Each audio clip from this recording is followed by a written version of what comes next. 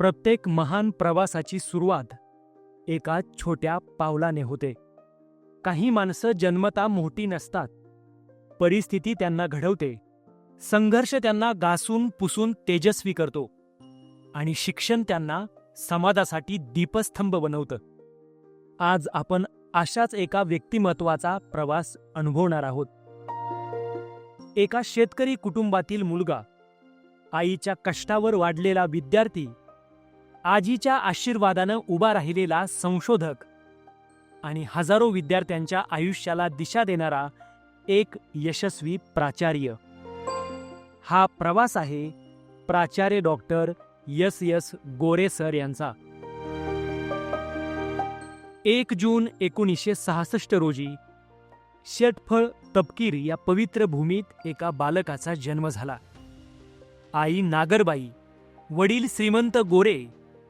शिक्षण कमी पण संस्काराची श्रीमंती अफाट. गावातील विठ्ठल मंदिरात रामायण सुरू होतं. आजी दररोज कथा ऐकायला जायची. त्या दिवशी सुग्रीवाची कथा सुरू होती. त्याच दिवशी नातवाचा जन्म झाला म्हणून नाव ठेवलं गेलं सुग्रीव. 12 जणांचं मोठं कुटुंब, शेती, समाधान. आणि अचानक मार्च 1980 मध्ये वडिलांचं अपघाती निधन झालं. घरचा कर्ता पुरुष गेला.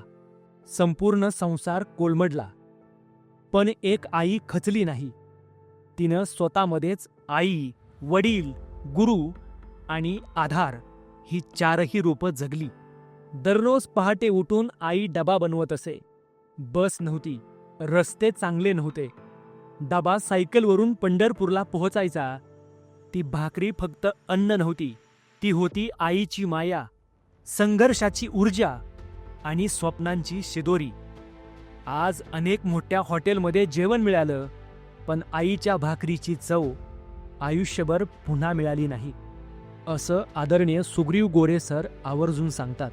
त्या काळात घरात पैसे नव्हते. आजी आजारी पडली. सरकारी दवाखान्यात दाखल केलं गेलं. नातवाच्या खिशात पैसे नाहीत याची जाणीव आजीला होती.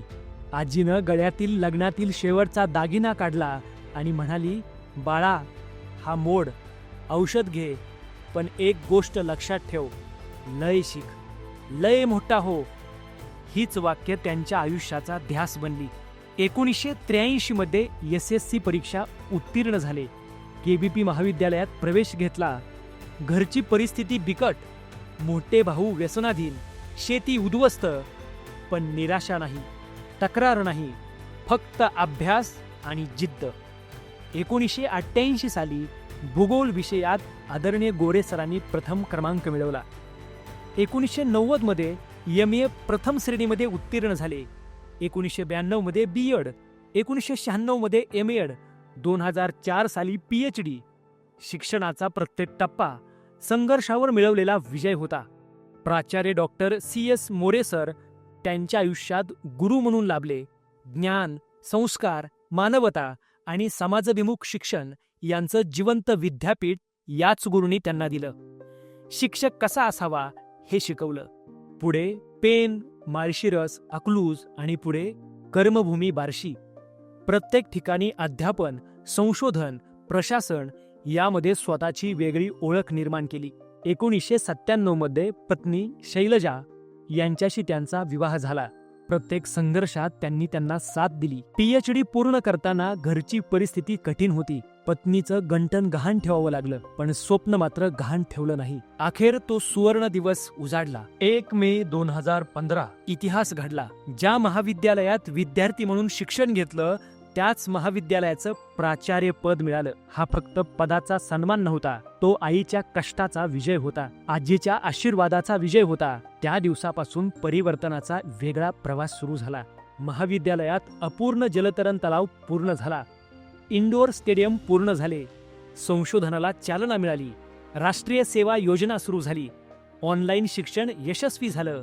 राष्ट्रीय, आंतरराष्ट्रीय परिषदांचं आयोजन झालं. विद्यार्थ्यांनी सुवर्ण पदकं मिळवली. वार्षिक अंकाला विद्यापीठ स्तरावर पुरस्कार मिळाले. महाविद्यालयानं गुणवत्ता टिकून ठेवत नवीन उंची गाठली. सन 2023 मध्ये महाविद्यालयाला नॅक मानांकन प्राप्त झाले. गौरवशाली इतिहास घडला. सुवर्णपान जोडलं गेलं. पुढं उत्कृष्ट प्राचार्य म्हणून पुरस्कार मिळाला. डिलेट सन्मान मिळाला. महात्मा फुले आदर्श शिक्षक पुरस्कार मिळाला. हे पुरस्कार फक्त व्यक्तीचे नव्हते, ते प्रामाणिकपणाचे, परिश्रमाचे आणि मूल्यनिष्ठ जीवनाचे होते. सन 2018 साली आईचं दुःखद निधन झालं. सन 2022 साली मोठे बंधूही गेले. जीवनानं पुन्हा परीक्षा घेतली, पण कर्तव्य कधी थांबलं नाही. हसतमुखानं विद्यार्थ्यांसाठी, संस्थेसाठी आणि समाजासाठी सेवा सुरूच राहिली. आज या सगळ्या प्रवासाकडे पाहताना एक गोष्ट प्रकर्षानं जाणवते. यश कधीच एका दिवसात मिळत नाही. ते आईच्या कष्टातून जन्माला येतं, आजीच्या आशीर्वादानं वाढतं, पत्नीच्या त्यागानं टिकतं, गुरूंच्या संस्कारानं घडतं आणि स्वतःच्या प्रामाणिकपणानं इतिहास घडवतं. आज सेवानिवृत्ती हा शेवट नाही, ही एका उज्ज्वल प्रवासाची, एका नव्या पर्वाची सुरुवात आहे. तुम्ही हजारो विद्यार्थ्यांना दिशा दिलीत, असंख्य शिक्षकांना प्रेरणा दिलीत, संस्थेला नवं शिखर गाठून दिलं आणि स्वतःच्या आयुष्यानं एक संदेश दिला की परिस्थिती कितीही कठीण असली तरी शिक्षण, प्रामाणिकपणा आणि सातत्य यांच्या बळावर कोणतंही शिखर गाठता येतं. सर, आपल्या सेवेला, आपल्या कर्तृत्वाला, आपल्या मूल्यनिष्ठ जीवनाला मनपूर्वक सलाम. आपल्या पुढील आयुष्यासाठी उत्तम आरोग्य, आनंद आणि दीर्घायुष्याच्या हार्दिक शुभेच्छा. जय शिवराय, जय कर्मवीर.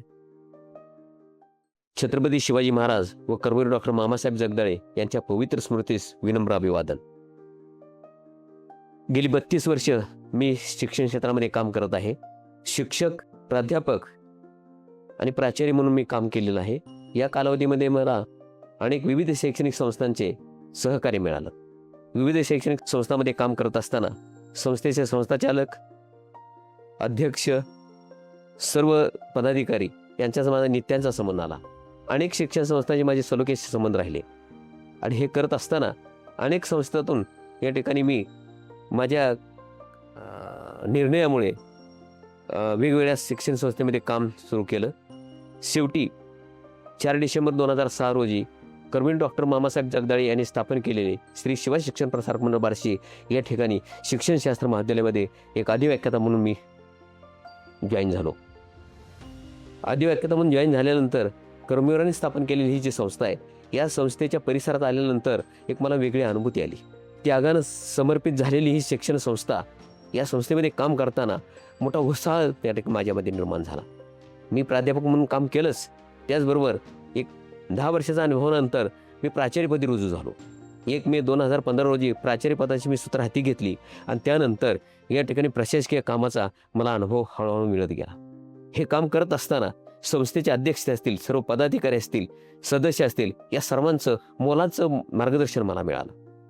आणि हे काम करत असताना मला विद्यापीठाच्या विविध प्राधिकरणावरती काम करण्याची मला संधी मिळाली. त्या संधीचं मी सोनं केलं. त्यामुळं मला सोन्यासारखी माणसं भेटत गेली. आज पाठीमागं वळून पाहताना मी फार मोठा टप्पा गाठलेला आहे, फार मोठा टप्पा मी पार केलेला आहे. आज मला फार समाधानानं या ठिकाणी सेवेचं जे श्रमसाफल्य, ते श्रमसाफल्य मला मिळताना दिसतंय.